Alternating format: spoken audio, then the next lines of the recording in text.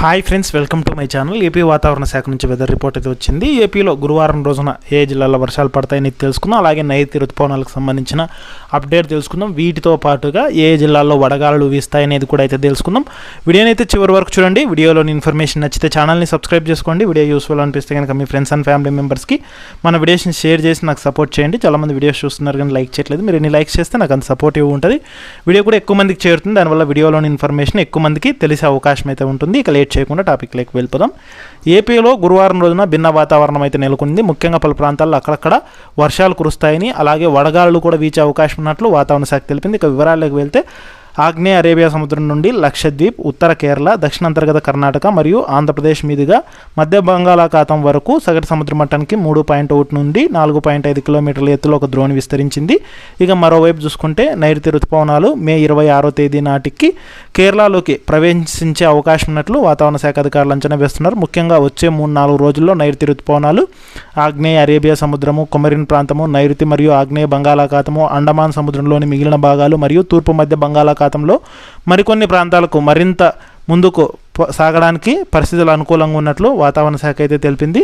ఇక వీటి ఫలితంగా చూసుకున్నట్లయితే కనుక రాష్ట్రంలో 3 రోజుల పాటు వాతావరణ శాఖ వర్ష సూచన అయితే జారీ చేసింది. ముఖ్యంగా ఉత్తర కోస్తా ఆంధ్రప్రదేశ్, యానం, దక్షిణ కోస్తా ఆంధ్రప్రదేశ్లో అయితే కనుక తేలికపాటి నుంచి మోస్తరు వర్షాలు లేదా ఉరుములతో కూడిన జల్లులు 1-2 చోట్ల కురిసే అవకాశం ఉన్నట్లు వాతావరణ శాఖ తెలిపింది. అక్కడక్కడ వడగాళ్ళు కూడా వీచే అవకాశం ఉన్నట్లు హెచ్చరికలు జారీ చేసింది. బలమైన ఈదురుగాళ్ళు గంటకి 50 నుంచి 60 కిలోమీటర్ల వేగంతో కూడా వీచే అవకాశం ఉందని అయితే తెలిపింది.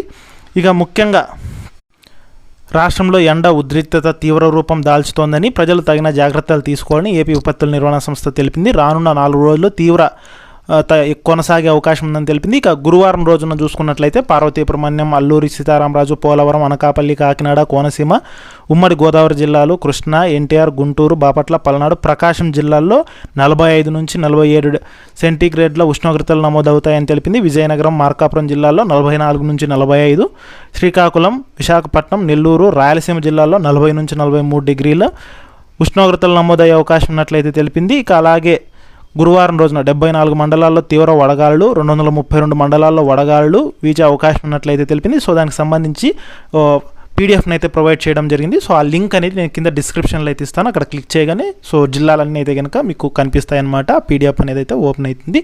సో ఈ రకంగా అయితే కనుక గురువారం రోజున వడగాళ్ళు వీస్తున్నాయి. అలాగే అక్కడక్కడ వర్షాలు కూడా అయితే కురిసే అవకాశం ఉన్నట్లు తెలిపారనమాట. ముఖ్యంగా ఉత్తర కోస్తా ఆంధ్రప్రదేశ్, యానాంలో కానీ, అలాగే దక్షిణ కోస్తా ఆంధ్రప్రదేశ్లో కానీ అక్కడక్కడ తేలికపాటి నుంచి మోస్తరు వర్షాలు కురిసేందుకు అవకాశం ఉన్నట్లు వాతావరణ శాఖ తెలిపింది. సో ఇది ఏపీకి సంబంధించిన అఫీషియల్ వెదర్ అప్డేటు. సో వీడియోలోని ఇన్ఫర్మేషన్ నచ్చితే ఛానల్ని సబ్స్క్రైబ్ అయితే చేసుకోండి.